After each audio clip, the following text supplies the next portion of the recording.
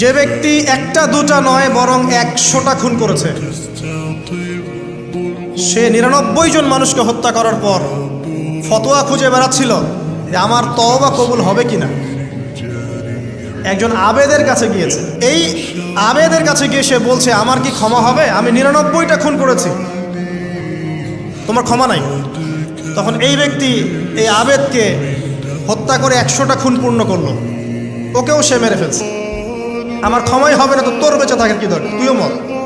এই ব্যক্তির মধ্যে একটা চেতনা তৈরি করলেন যে আমাকে তওবা করতে হবে।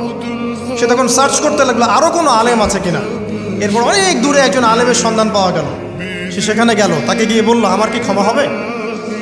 সে আলেম তাকে বলল হ্যাঁ তোমারও ক্ষমা হতে পারে, যাও তুমি ইস্তেগফার করো এবং এই এলাকা থেকে অন্য এলাকায় চলে যাও।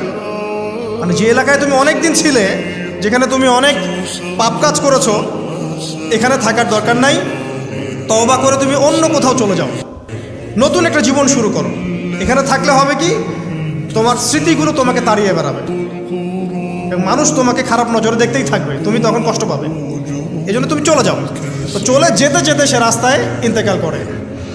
এবার তার রূহ নিবে কে, এই জন্য দুদল ফেরেশতা আসছেন, জান্নাতি এবং জাহান্নামী।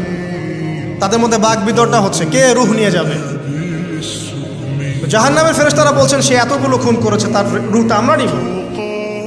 আর জান্নাতি ফেরেশতারা বলছেন না, সে তওবা করতে এসেছিল, অতএব সে আল্লাহর অভিমুখী হয়েছে, তার রূহটা আমরা নিব। আল্লাহ পাক এখানে একটা কৌশল করলেন। আল্লাহ পাক ফেরেশতাদেরকে বললেন তোমরা রাস্তাটাকে পরিমাপ করে দেখো, যেদিকে যাচ্ছিল তার পরিমাপ বেশি নাকি যেখান থেকে এসেছে ওর পরিমাণ বেশি। আল্লাহ পাক জমিনকে আদেশ করলেন হে জমিন তুমি প্রশস্ত হয়ে যাও। এবার পরিমাপ করে দেখা গেল সে তওবার দিকে আসছিল, এর পরিমাণটা বেশি। একটা কাজের ওসিলা আল্লাহ পাক তাকে মাফ করে দেবেন। মনে রাখবেন এটা মৌখিক বিষয় ছিল না, সে মন থেকে ভিতর থেকে কিন্তু সে আল্লাহর প্রতি অনুগত হয়েছে।